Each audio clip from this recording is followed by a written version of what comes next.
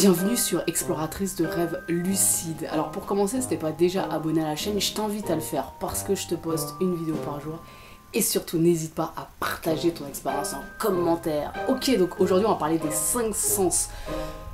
Stabiliser son rêve en utilisant tes 5 sens. Alors, on a déjà parlé récemment du fait de stabiliser son rêve et de peut-être se comporter un peu normalement les premières secondes, les premières minutes du rêve pour bien stabiliser le rêve, pour bien t'ancrer dans le rêve quelque part.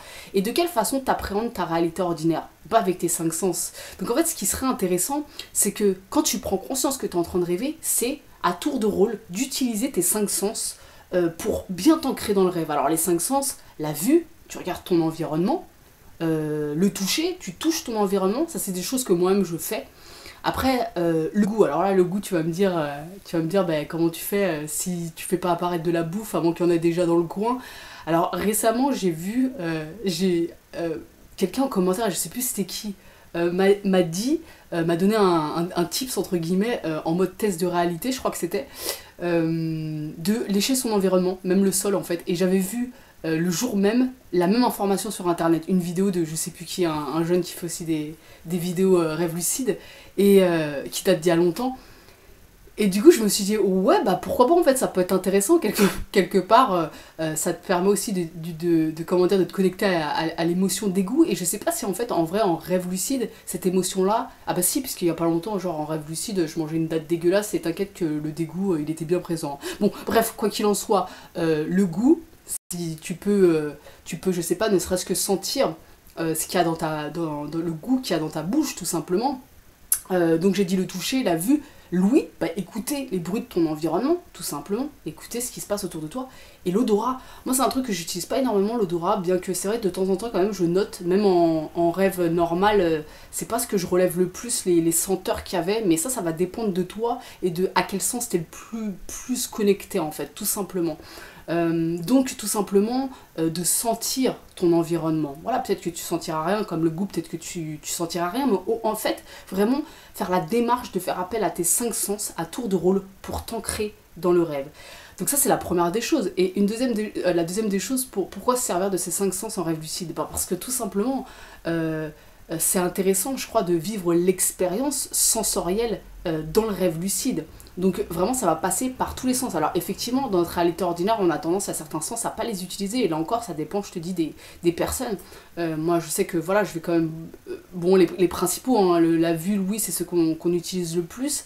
Bien sûr le côté un peu sensitif comme ça aussi, c'est vrai qu'il y a peut-être des goûts qu'on utilise moins, alors à moins d'être en tout cas auxquels on prête moins attention, à moins peut-être d'être cuistot par exemple. C'est vrai que le goût, souvent, enfin moi je sais que personnellement j'ai tendance à manger sans même trop faire attention à ce que je mange, et puis voilà, donc en tout cas pour ma part j'utilise pas beaucoup ce sens là, et du coup avec mon délire de muffin en rêve lucide, c'est vrai que je l'utilise un peu plus maintenant, et je trouve ça intéressant de vraiment passer par les 5 sens pour vraiment faire l'expérience à travers un rêve lucide, l'expérience vraiment sensorielle, de sentir l'intensité du rêve à travers les 5 sens, comme ça peut être le cas dans ta réalité ordinaire, même si la majorité du temps tu passes à côté justement de ces expériences là. Tout simplement, des fois tu passes dans une rue, ça sent je sais pas, les fleurs, les arbres, et en fait tu prêtes même pas attention à ça, en fait tu calcules même pas en fait, parce qu'on a l'habitude vraiment de se concentrer sur certains sens.